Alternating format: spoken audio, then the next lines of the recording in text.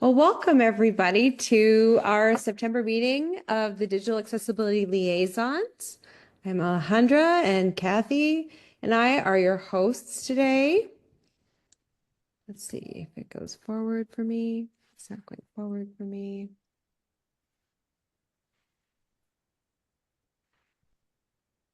There it goes.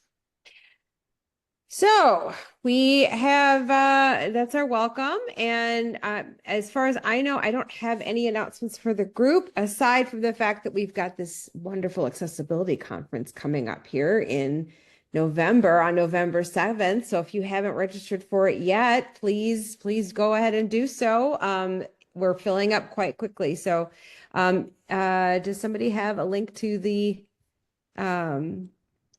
Thank you, Kathy. Thank you, Kathy. So please go ahead and head to that website that we just dropped in the chat to register for our conference. And then today's talk is going to be with Dustin Hampton, and he will be talking about voice trumps video, which will be very, very interesting for us to listen to, I think. I'm really excited. And then after our meeting today, we will have an open discussion from 3 to 3:30.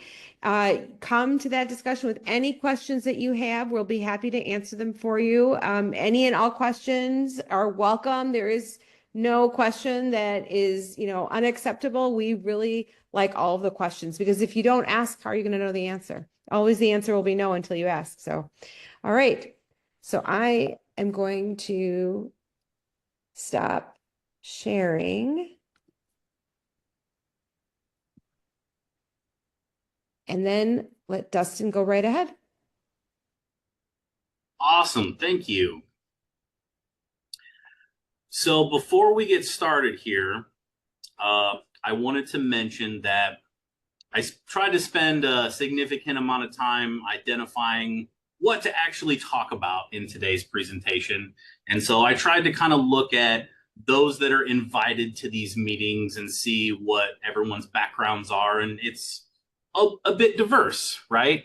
The other part too is I recognize that most of the folks here this is probably not your first introduction to accessibility. And so rather than dive into topics that have probably already been covered, I tried to select things that I thought would be useful to you. Some of them will be directly covering a topic that I would say is directly related to accessibility, but some things will not necessarily be directly related to accessibility. So you might be asking, well, we're going to talk a little bit about managing videos and naming schemes, and why would we do that? So does that directly cover accessibility? No, but if you're somebody who has to help manage videos and you have to go in and you have to make changes and improve the accessibility for those, some of the little tips and tricks and things that I've learned over the years could be helpful for you in your current position. And so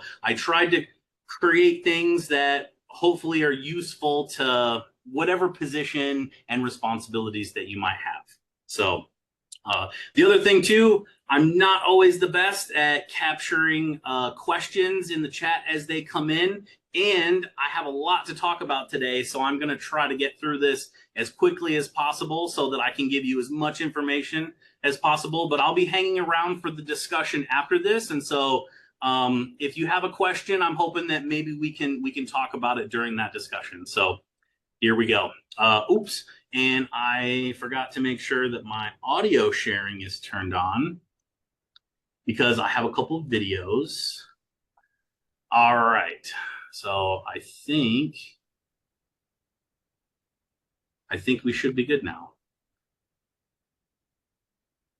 All right, so one of the first questions that I kind of wanted to answer is, what is more important, good video or good audio? And so I have an excellent video here that's going to cover that a little bit. All right, let's play a little bit of a game here. Imagine you're shooting a film or video and you have a choice to make between really good video quality and really good audio quality. Which do you choose? You'd be surprised how many people actually choose really good video, and how this could probably be to their detriment. And we're going to show you two examples. First, really good audio but really terrible video. So you can see with really terrible video how you can follow what I'm saying, how you can get into the story, despite the fact that the image has been degraded. Directors will use this creatively, like the Blair Witch Project, which is like an hour and a half of really terrible video, but the audio is so good you can follow the story. Things change drastically when we switch that around. Suddenly, with really bad audio, it's hard to take what I'm doing seriously. It's hard to take this whole video seriously. And to get through something like this that's even 5 minutes is painful. This might work maybe with action cams if the content is really good, like a skydiver. We kind of forgive that for a second. But for an actual film content, you can't pull this off. It's terrible and it's unwatchable. And it's only unwatchable because the audio is terrible. So I'm going to switch things back for the benefit of all of us. You can see how having good video and good audio is so super important. But if you had to choose, you shouldn't have to choose, but if you had to, maybe good audio is what you should be choosing. So hopefully you don't have to choose. But all right, let's play a little bit. But the most important thing, the audio, that will make or break your videos. Now, I've been doing media production. That's my formal education, and I've been doing that along with IT and AV throughout my entire career at ASU. I've been around for about 17 years total at ASU, and I'm a big believer of kind of the crap in equals crap out. So I came up with these cute little emojis here that, you know, we have all these filtering things. You know, I know even in Zoom, there's the option to touch up my appearance, but at the end of the day, you're just kind of polishing or disguising a turd. And there are times when, you know, some of these filters can kind of save the things that we're doing and make things better, but we should always be trying to get the best possible audio quality that we can. And so one of the ways that this will indirectly affect accessibility is, you know, oftentimes we're relying on artificial intelligence to create captions for us. The better audio that we can provide that system, the more accurate it's going to provide those captions back to us. So I'm going to talk a little bit about microphones. So I tried to make this little bit of a scale here. Most of the audience that I normally give this presentation to, this is a modified slide deck from other presentations that I've done. So I'm kind of assuming that folks are either recording videos at home or recording in a studio. I see you, Stephen. So the quick kind of rundown of this is ideally the closer you can get the microphone to your mouth, typically the better the quality is going to be. Now, one of my favorite microphones is going to be this one where it's actually connected to the person's head. And the reason for that is if you've ever been in a classroom, and especially those instructors that like to walk around the room, they'll turn their head around and they'll look at the screen so that they can continue talking about whatever subject they're talking about. And if the microphone is clipped to their collar here and they turn their head away from the microphone, well, that's going to affect your audio quality. So when it's mounted to your head, no matter which direction you look, you're always going to have the same volume and ideally have a consistent quality in that audio. So one of the things I will say is kind of a little asterisk on this is just because I mark something as a good, better, best on here doesn't mean that that is always going to be the case. You could have a really crappy quality lavalier microphone, but a really, really good conference microphone, and that quality of the conference microphone actually wins. And so that's why at the very bottom there, I say it's still best to test what you have. So when I've set up a few studios, one of the things that I've done is I've begged and borrowed to get my hands on as many different microphones as possible, because different microphones capture different sound differently, and a microphone that works good in one space might not work good in a different space because of the acoustics of the room. So just whatever you have, like if you're like Steven and you have a whole shelf of microphones behind you, test every single one and just see which one works the best. So one of the other things I want to mention, you know, podcasting is really big these days, especially video podcasting. And what a lot of people probably don't know, if you're not into video production and AV, is that there's actually different pickup patterns from different microphones. So like a cardioid mic really looks at kind of the edge and straightforward, whereas omnidirectional is pretty much every direction. You know, The bidirectional one's probably the one that you want to pay attention to the most. So I have these two different images down here. You'll see that this one microphone is facing straight up, and there's this little screen in front of it. This is called a pop filter, and it's for things like the P words, where you might have kind of this pop. It gets the audio a little crispy. It's going to cut down on the percussion, and so it makes your audio sound a little bit better. So you don't have to have that. Some people do have it, but you'll notice that in this particular setup, the microphone is going to be perpendicular to the subject, whereas in this other image here, the microphone is pointed directly at the person. So knowing what microphone you have can kind of help. If you have something like a lavalier mic or a handheld mic, it's probably going to be either omnidirectional or cardioid. But again, doing a little bit of testing will probably help. There are some microphones that actually have a switch or a dial that will allow you to adjust, and you can change the pickup pattern on that microphone. So knowing which switch to use could be helpful, because if you have one of these bidirectional microphones and you have it pointed directly at you, you're not going to get the ideal sound quality out of that microphone, as expensive as it might be. So here's something I wanted to kind of show everybody. It might be interesting to you. It kind of goes against my crap in, crap out, but you'll kind of see how it still kind of plays into that as well. But again, you can correct that. And I'm banging on the desk, and this is really freaking loud, okay? You just barely hear the hammer, if at all. It's constantly learning. This is a leaf blower. I use it during my live streams to distribute smoke and light, and I have a light and smoke show that I used to do. I'm going to be bringing that back for the Twitch show. And I control this with DMX and a bunch of programming. But listen how loud this is. RIP headphone users. Okay? So I can't even hear myself talk right now. Just to let you guys know, it's so loud, I can't even hear my own words as I'm yelling into the microphone. I'm going to enable the effect. Wait for it. So now the effect is enabled right now. I can't even hear myself. Even if my audio quality sucks, the fact that you guys can hear what I'm saying when I can't even hear myself is pretty damn amazing. And I honestly don't even know how that's freaking possible. This is a leaf blower. I can move it around in the environment. My voice will get better as it gets further away because it can filter it out easier. But you'll notice even when I get it really close, you guys can still hear me, and it's still filtering it out. But again, you can correct that. So this is a special filter that actually runs on NVIDIA GPU graphics cards. And so you have to have a pretty beefy card in order for it to do all of that processing. But if you've never seen this before, this is probably mind-blowing, right? Like, holy cow.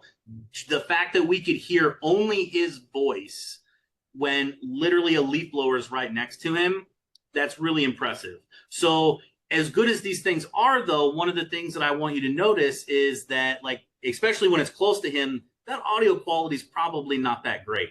So again, one of those instances where if we had no other choice, this might be helpful, but you know, as soon as he pushes that further away, the quality of his voice improved. So again, try to get the best quality in advance, but I am excited to see the future and where this goes, and when this kind of stuff will be on our cell phones. I'm sure in a few years it'll work its way down to easier, lower grade technology, but yeah, just something I wanted to share with you. So as I've worked with many folks in the studio over the years, some people feel the need to read off of a script. They don't want to talk ad lib about something just kind of off the cuff. And one of the things that I've done in the past when I need to write a script is, well, the difficulty is that the way we speak and the way that we talk is not the same as the way that we would write something out. And so if you have no experience with this and you try to write a script and then read it, it's probably going to sound a little stiff or it sounds odd. And so one of the kind of little cheats that I will do is I'll use speech to text, and I'll try to get the general information out of what I need to say. And then I might tweak that and adjust a little bit with typing and, you know, kind of clean it up a little bit. But most people, if you're not used to reading a script, tend to read very monotone. So if anybody's seen Ferris Bueller's Day Off, I always like to use Ben Stein as my example. And So my suggestion to most folks, now there are some people that can read a script really well, so I don't want to put that against anybody. This is kind of if it's your first time, this is what I recommend doing. I typically recommend folks make bullet point lists to help keep them on track, because sometimes you get kind of off on some tangents and then you're like, oh crap, I forgot where I was or what I need to talk about next. That bullet point list keeps your train on track and keeps you going in the right direction. The other thing too is I've also seen a lot of people where they'll get like a page or a couple slides in and they make a little mistake and they hit stop. And so then they start all the way over, and then they'll get 3 or 4 slides in, make a mistake and stop. And they're constantly just starting over. And it'll take them 30 tries. I've seen it, 30 tries to get through a whole video. My recommendation to speed up that curve is, even if you make a mistake, just do the whole thing. Because when you do something, you typically always do it better the second time. So, those people that are doing many, many takes, they're getting really good at those first couple slides. And it's always those last couple slides that throw them off and screw them up. So instead of doing 30 takes, you could do 3 takes maybe, or even 2 takes. And the other thing too, most people are hypercritical of their mistakes. They make one little thing and they're like, oh, nope, I got to stop. It has to be perfect. Most people in education understand that we're not paid millions of dollars and actors, and so there's going to be a few mistakes in there. Most of the time when we're doing things in the studio, we don't take the time to do ahs. If somebody says something wrong, we just tell them to immediately correct themselves and move on, the same way you would in a face-to-face class, or like right now, right? Like in a live session. So a tip for you, if you are trying to read a script, is be like David Attenborough. If you don't know who he is, he does a lot of like the BBC Earth, Blue Planet stuff, Light on Earth. And if you listen to the way that he talks, typically the beginning of the sentence, he kind of speaks with a little bit higher tone. And then as he moves through the sentence, he slowly lowers his tone. And then near the end of the sentence, he ends with a much lower tone, just like that. I've been in the studio before with folks who I don't want to say I've turned them from Ben Stein into David Attenborough, but sometimes it's a little painful to watch somebody like a Ben Stein, and you can make leaps and bounds improvements just by attempting to try to change your tone and pitch and be like Attenborough. So no, I know I covered a lot of audio stuff because it is the most important, but we got to talk about cameras if we're going to talk about video. So again, kind of thinking about who's doing this. You're most likely going to be on a webcam. You're probably not going to have access to some big studio cameras. We'll cover that a little bit here, but I just want to share with you kind of my top 3 web cameras. For a 1080p webcam, the Microsoft LiveCam Studio is decent. I used a Logitech Brio Ultra. They do make a Brio 1080p. When it comes to webcams, I feel like typically those that are a higher resolution, like a 4K, even if you're running them at 1080, tend to have a better image quality. And I've done a lot of testing, and I'm actually using the Insta360 Link camera now. One of the things you might notice is it has some arm on it that looks kind of like a gimbal. It has some additional features beyond a normal webcam where it can do some tracking and you can do gestures. I have that stuff turned off because I like to wave to people, and waving is one of the gesture commands. And so I wanted to do what I want when I want, but it has a larger sensor. We'll talk a little bit more about that later. So the simple rule of thumb is resolution usually rules when it comes to webcams, but the position and the lighting's key. So if you are a more advanced person and you have a digital SLR, so Stephen, I'm guessing you're not using a webcam. You're probably using a higher resolution camera. Yep, I get the thumbs up there. I could tell. The way that we get those higher resolution, like studio cameras, into a computer is with some type of a capture card, like what's shown on the screen here, the Elgato Cam Link 4K, or I'm a fan of the Magewells. So I use this in one of our studios all the time. Anytime we're doing a live stream, this is how I'm getting our higher production level cameras into Zoom and into YouTube live streams. So it looks something like this here. But one thing to keep in mind is, especially if you're using like a digital SLR camera, typically the built-in microphones are not the greatest quality. So if you're going to use a setup like this, you're probably going to want to use an external microphone. So Wistia had an article some time ago about this. I can't remember if it was a company or if this was a project or what it was, but they called it Soapbox. And basically it was kind of be an all-in-one studio thing where there's like a little USB hub in the box, and you've got a light, a camera, and a microphone all together. And then you could just like single USB plug that into your computer, and it's, you know, going to give you something better than a webcam. On the left here, there's a Marantz turret. It's a product that I've used and played with. Unfortunately, the video quality was lacking a little bit, but Marantz is an audio. They mostly do audio equipment, so not entirely surprised to see that their video wasn't the best part of their product. So real quick, this is going to be a quick little video to show you how to look and sound your best on a webcam, and then we'll talk about a couple of the things.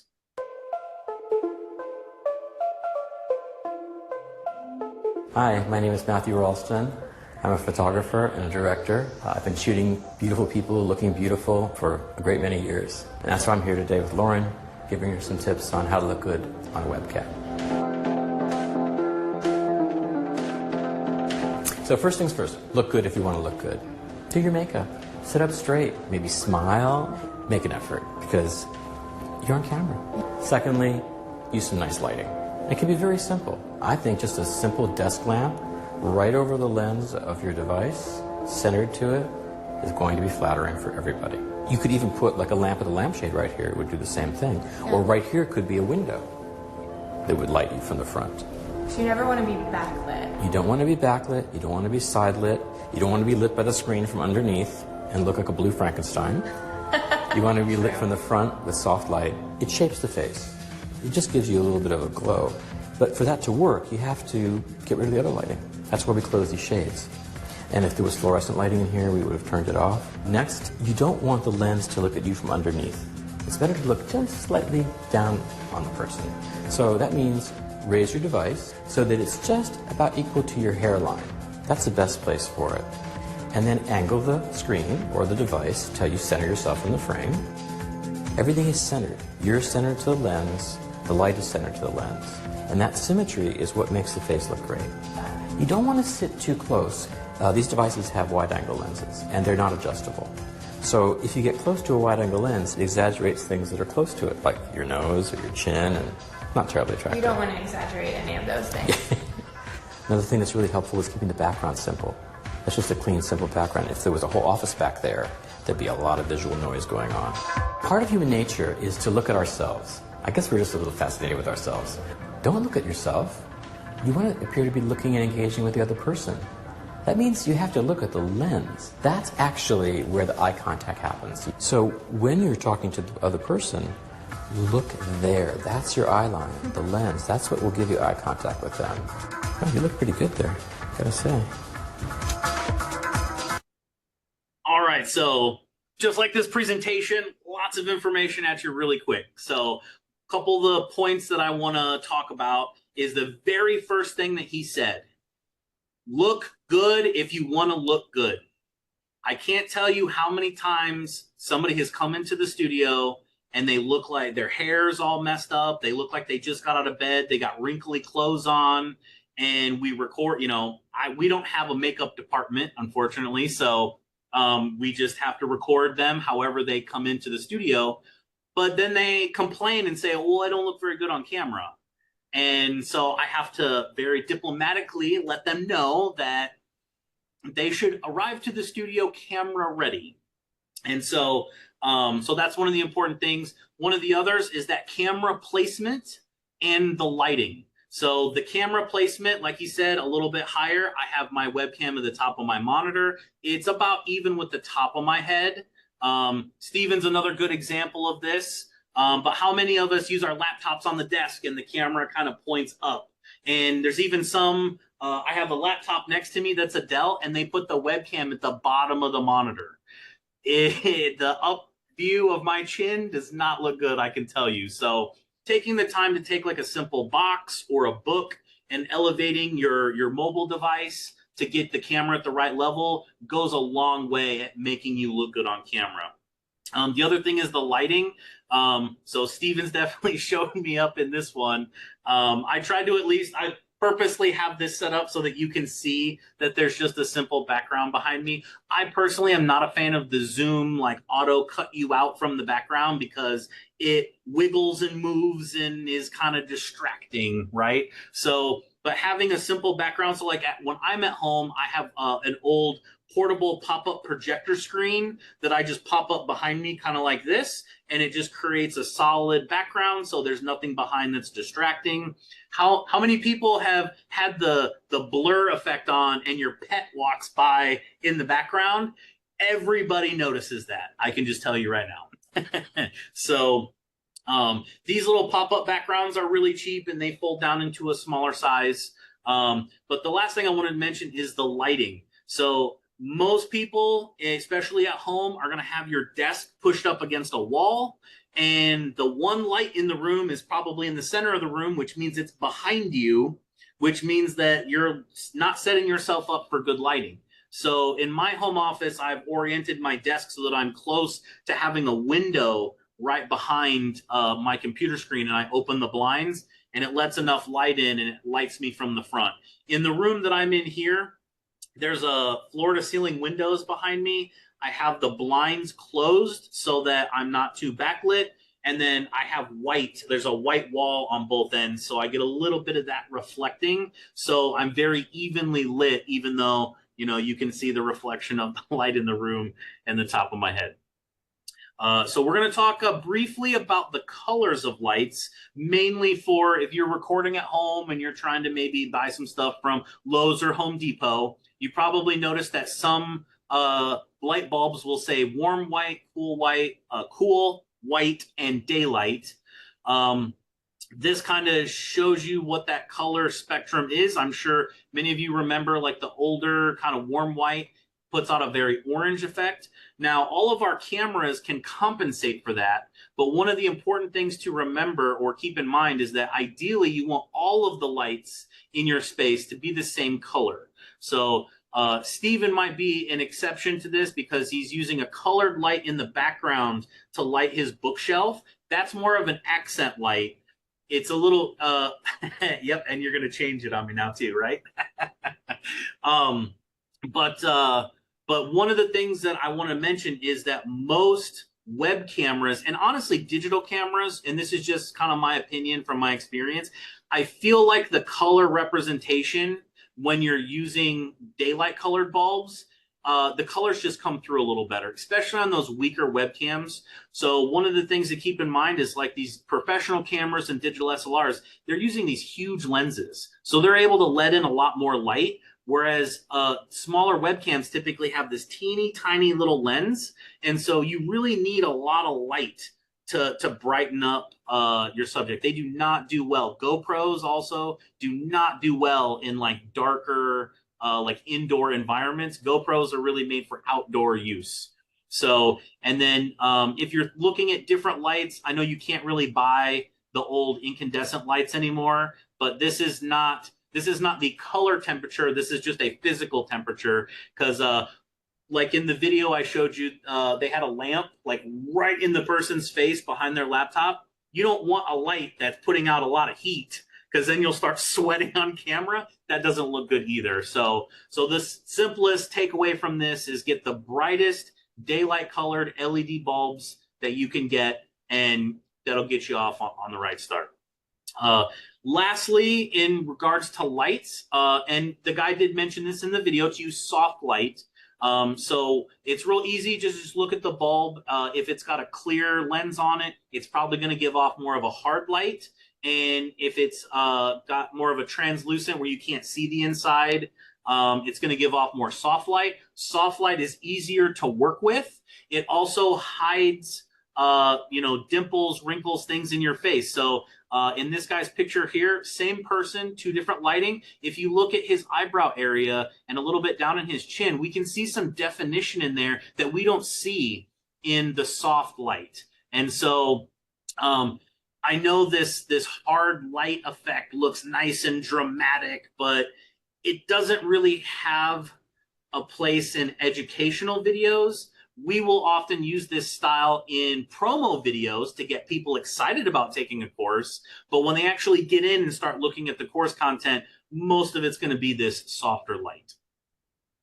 So this is where in the presentation I would normally introduce accessibility. But again, I think everybody here probably already knows a thing or two. So I just added kind of my top 3 violations that I find when I'm looking at PowerPoints that people are using in the studio. And the number 1 is going to be text size.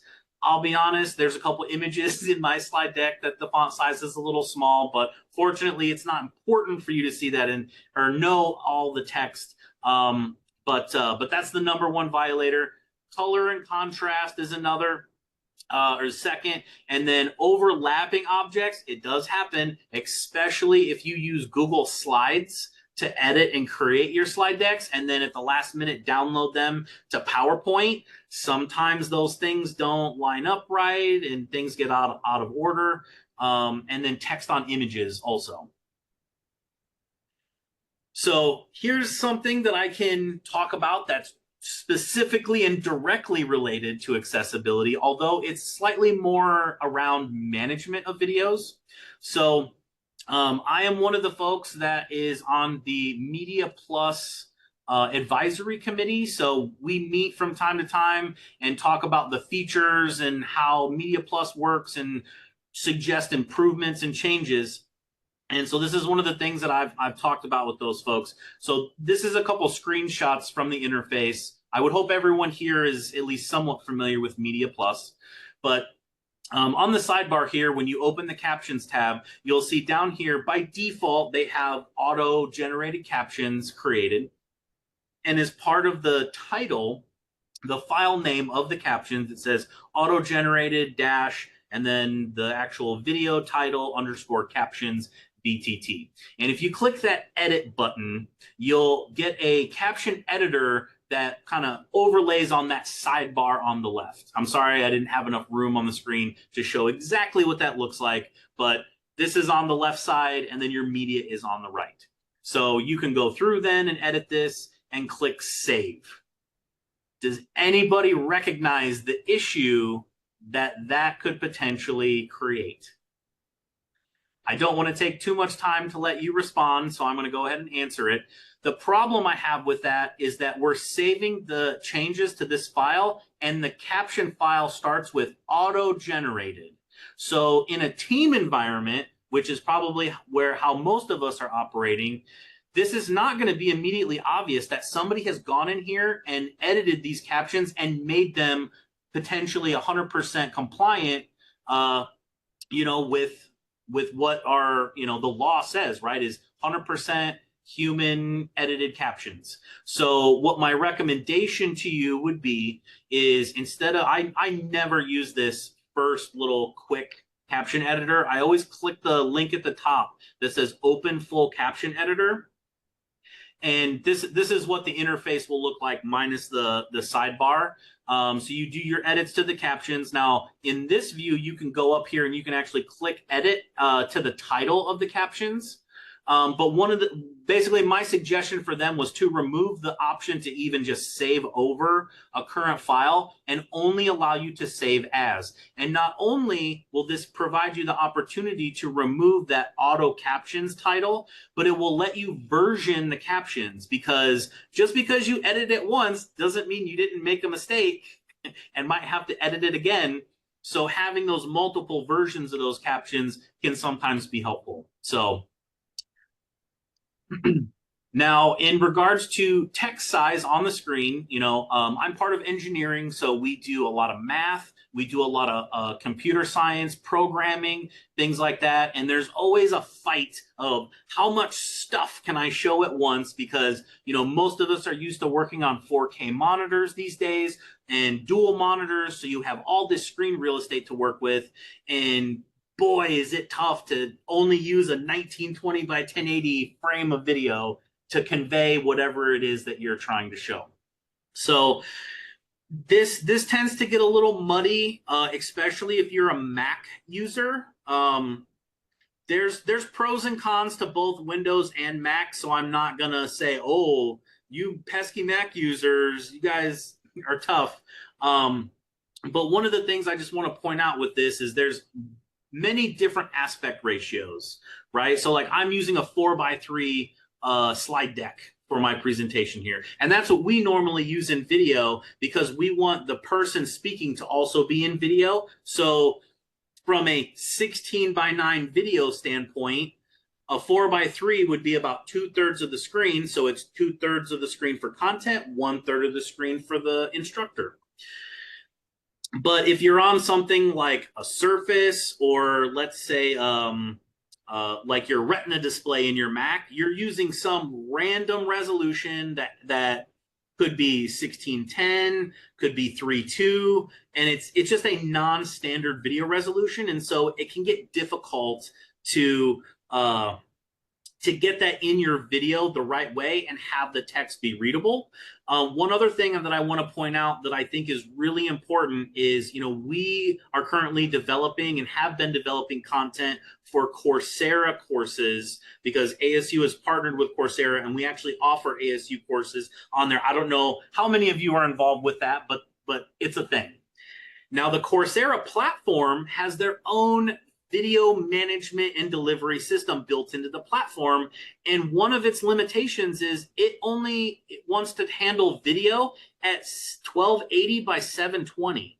That's actually pretty small. I know, right? How this is quite a challenge when you're trying to make programming classes where you're trying to show many lines of code in a 720p video. It's a challenge, and it's been a big pain point for us. So I might be diving into the technical weeds here a little bit, but knowing that really makes a difference on how we had to adjust setting up the studio and the content so that people would be able to actually see what was going on in the videos. So I want to talk a little bit for a second. I know I talked briefly about resolutions, but I'm going to talk about scaling here really quick.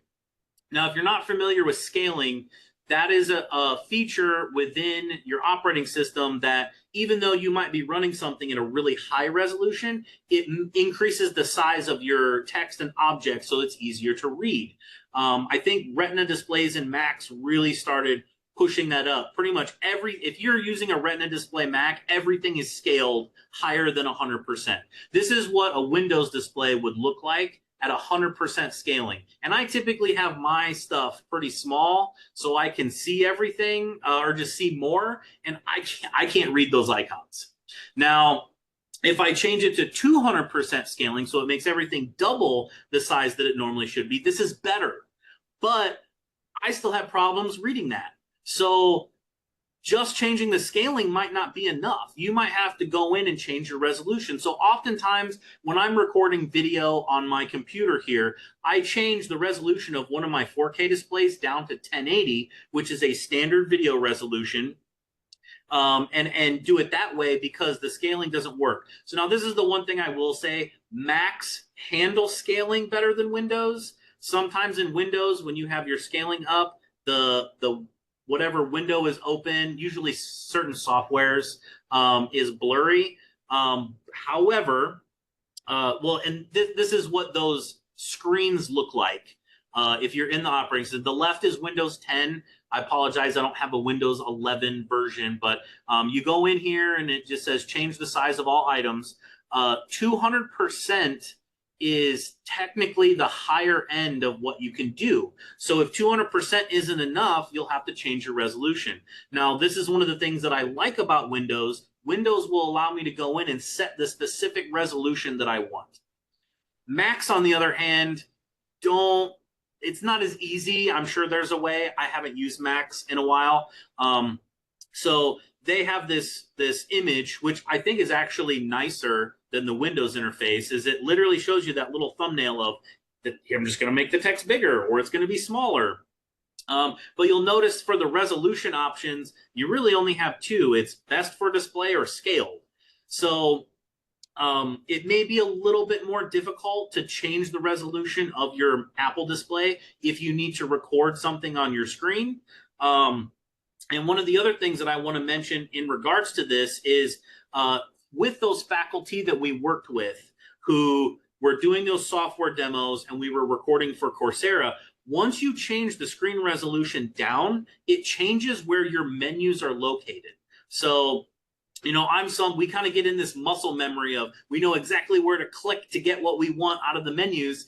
And it's kind of funny, but it's not funny when I'm trying to make the resolution of our video ideal for the end platform, and the person driving can't figure out where stuff moved to be able to go through the demo. So it's something that if you're going to do this, I would say take the time to practice or try it out so that you can understand how that resolution change will affect how your software looks and how where things are arranged. And I'm going to tell you right now, it doesn't help. It makes things harder, but sometimes we just got to do it.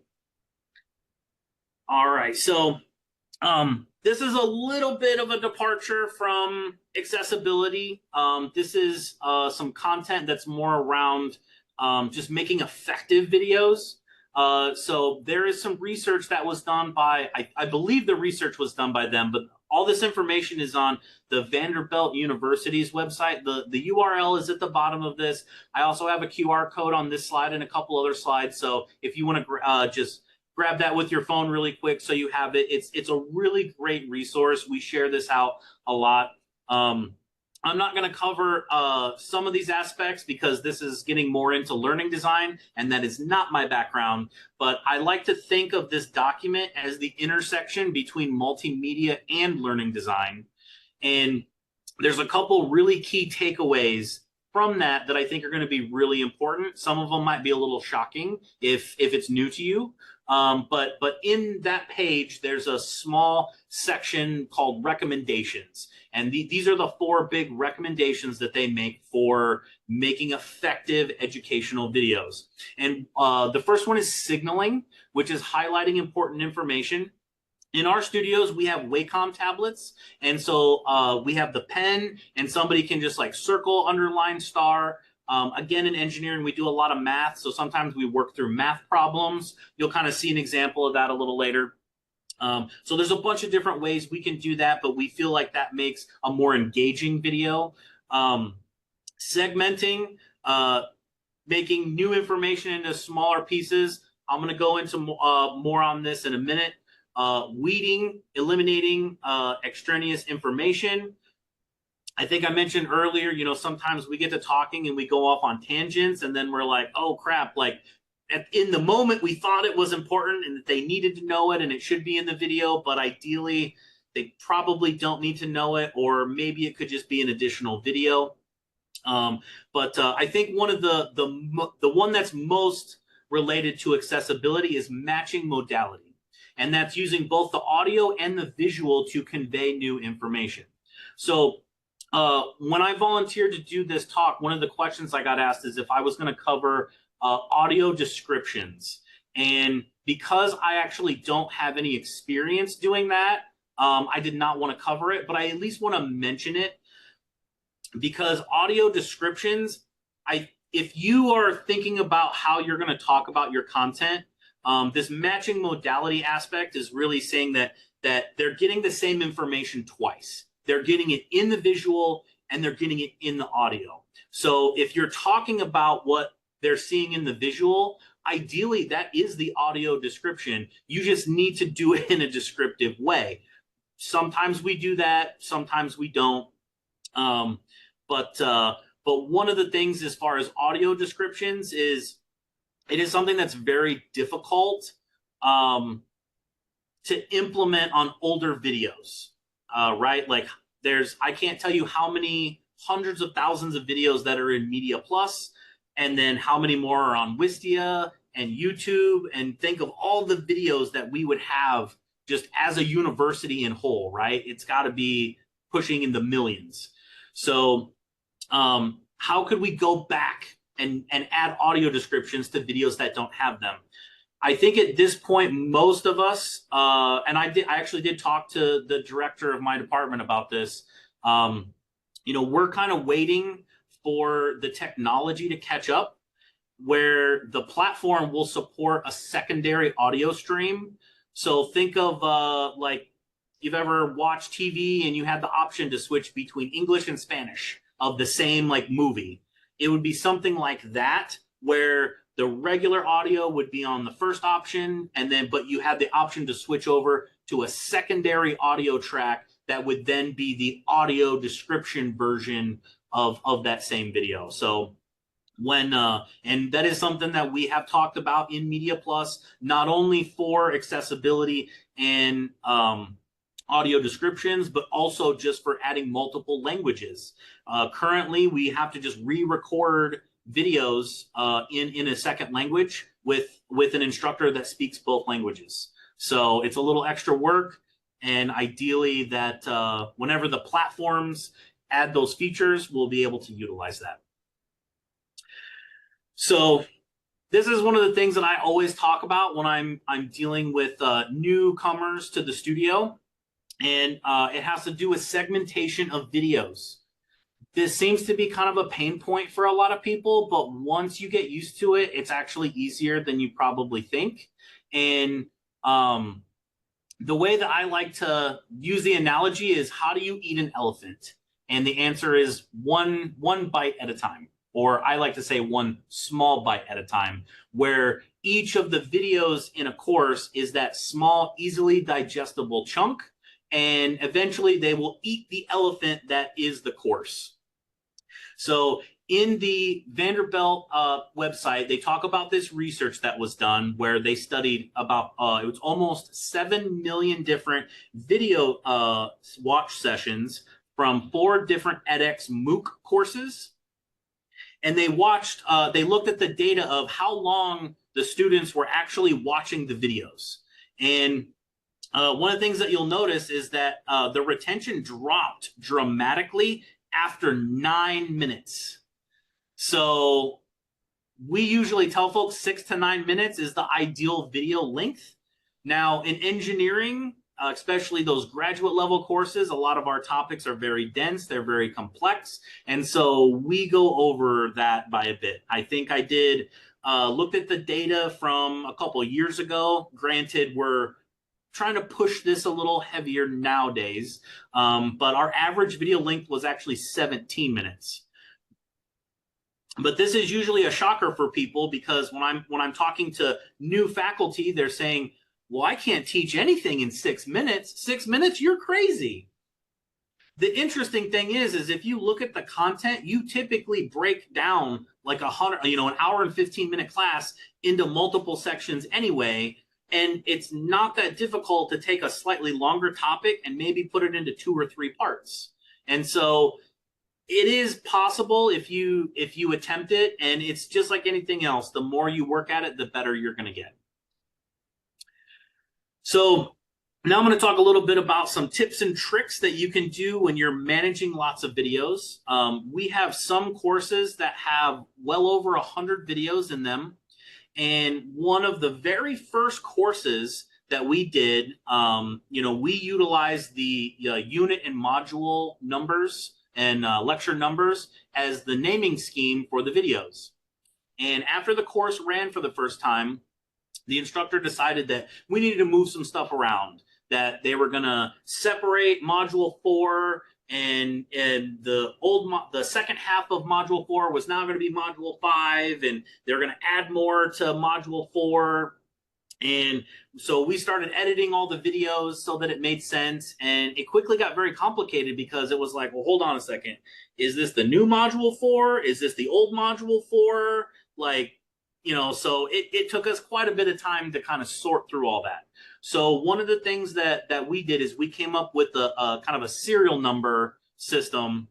So I watch a lot of TV, so I came up with a system that's based on sessions and videos, kind of like how there's seasons and episodes of TV shows. Now, it's not a perfect serial number because you could potentially have a little bit of crossover there, but this is what documentation for one of our courses normally looks like. We go through and we try to document what the module lecture numbers are. So when we are working with our instructional designers, they know where it's supposed to go in the course. But after we produce the video as the media team, we can rename the video, they can change the module lecture number, and if they come to us 2 or 3 years later, and don't kid yourself, it will happen, 2 or 3 years later, somebody says, hey, I need to make an edit to this video, or I need to make a change to this video. I can look up the file name for that video, and if it has my serial number in there, I know exactly where on my storage that video lives, and I can immediately go to it and get that video turned around and edited real quick. Because one of the last things you want to do is spend a bunch of time just trying to find the video that you need. Now, we like to keep all of the original media on our server. You could potentially just download the video from Media Plus, do your change and re-upload it, but it still takes a little bit of time, and we like to have everything. So either way, serializing your videos in some way, whatever makes sense to you. We work pretty closely with ASU Online and Ed Plus. I believe their serial number system is based on like the date and time. And so that would be very unique to every video that they shoot. So here's kind of some just general information. If somebody's trying to build like their first online course, I like to have folks start in the middle. One of the things is when you're doing something new, you're most likely not going to do it the best the first few times you do it. So there's this theory called the serial position effect. And what that says is that people remember stuff from the beginning and they remember it from the end. In the middle, not so much. So let's say there's 10 modules in your course. Start in module 5. That way, if you start at module 5, go through the course, come back to the beginning, what students see in week 1 is something that you've recorded after you've got quite a bit of experience, and ideally you're talking like David Attenborough in the studio or in your videos, right? You're doing a better performance, so you're starting the course really strong. In the middle of the course, maybe that's not your best stuff, but you start and end the course strong, and ideally that will help lead you to better course evaluations, right? Those are a thing. We care about what students think about our courses. One of the things is most people want to start at the very beginning and work through the course in a linear fashion, which means the first video that they record is the course overview video. And what's happened a lot is as you're going through and actually recording the content for your course, you decide, hey, this should probably change a little bit here and there. And what do you know? That information is no longer correct that I recorded for my course overview video, and you end up redoing it at the end again anyway. So just put it off until the end, and then that's your opportunity to talk about why you put the course together the way that you did. And then lastly, in an online course, there's a lot of disconnect between the students and the faculty. And so one of the things that we do is we make bio videos for the faculty that talks about their background, like personal interest, kind of some of those things that you might chat with the student about at the beginning of a class where they get to know you a little bit better, and add that in the course. And the nice thing is you can create one of those and just use it in every course. All right, so we're getting near the end here. I know we have technically 4 minutes left, and this is a little longer than 4 minutes, but this is a really interesting video specifically about like STEM courses. And there's some misconceptions that he's going to talk about. So I hope you can hang around because this is a really great video. How do you make a film that teaches people about science?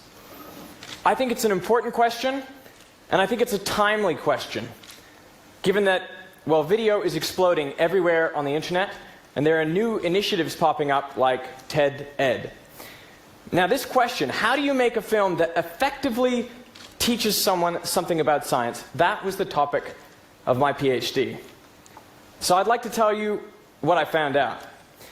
I went to the University of Sydney and I took all the first-year physics students and I tried to teach them about the basic laws of motion, Newton's first and second laws. So I sent them away to their homes and I asked them to go online and sit a 26-question multiple-choice test. Here's a sample question, just so you get a feel for what I was asking them. Imagine a basketball player shooting from the free throw line.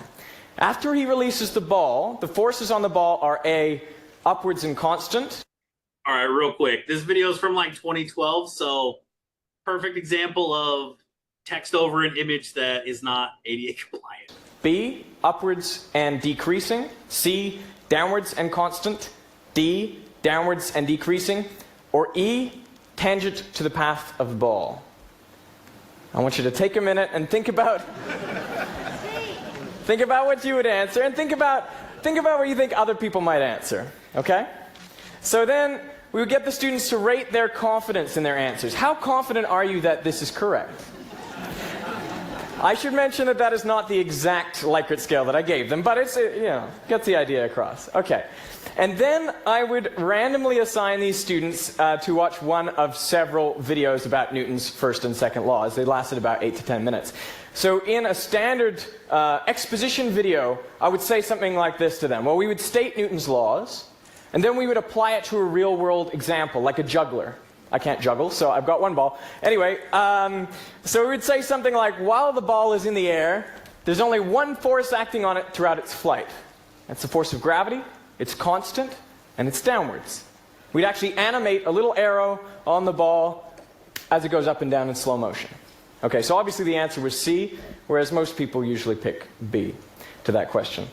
Okay, so after watching this video, the students would sit the exact same 26-question test. I wanted to see, had they changed their minds about any of those questions? And I also interviewed a couple students to see what did they think about the video. Did they like it? Did they think that they learned something from it?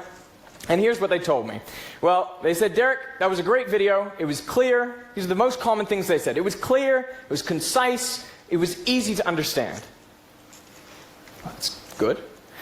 And then I looked at their confidence scores. How did that change on average? Well, on average, it improved by about a point. Okay, everything's looking good. But how much did they learn? Well, on the pre-test, they scored 6 out of 26. And I can tell you there were basically direct answers to at least 14 of those questions. But how much did they pick up? The average on the post-test was 6.3. What happened? They thought they learned, but their scores didn't change. Well, one of the students told me, in the video it said, the ball is slowly decreasing in force. They thought there was some upward force in the ball, and they thought that was presented to them. They couldn't even correctly remember what was presented 5 minutes earlier. And I had sat in the room with them, and they watched the video. The thing is, in science, students don't know nothing about what we're trying to teach them. They actually know lots of things through their interaction with the world.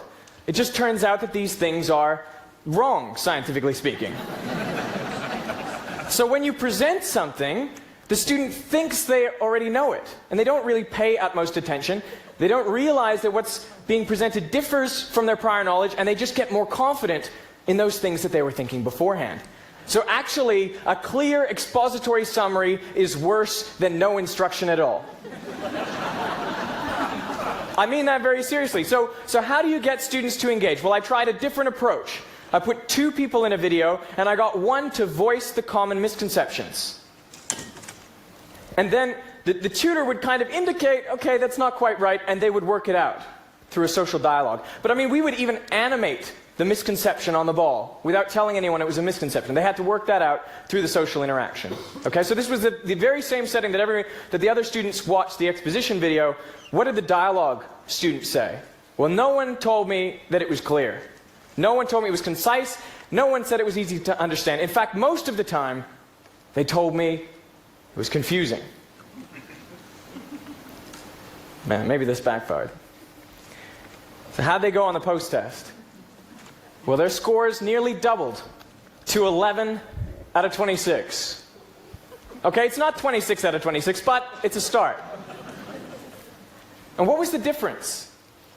Well, after the video, I asked students to rate their mental effort. How much mental effort did you expend while watching that video? And the students who watched the dialogue invested significantly more mental effort in engaging with that presentation than students who saw only an expository summary. So to me, there's a really important message there. Depending on how you present, you can change how your audience watches, and thereby how much they learn. And I'm now applying this. I've got a YouTube channel, it's called Veritasium. And I've made nearly 100 films which have been seen over 4.5 million times throughout the world.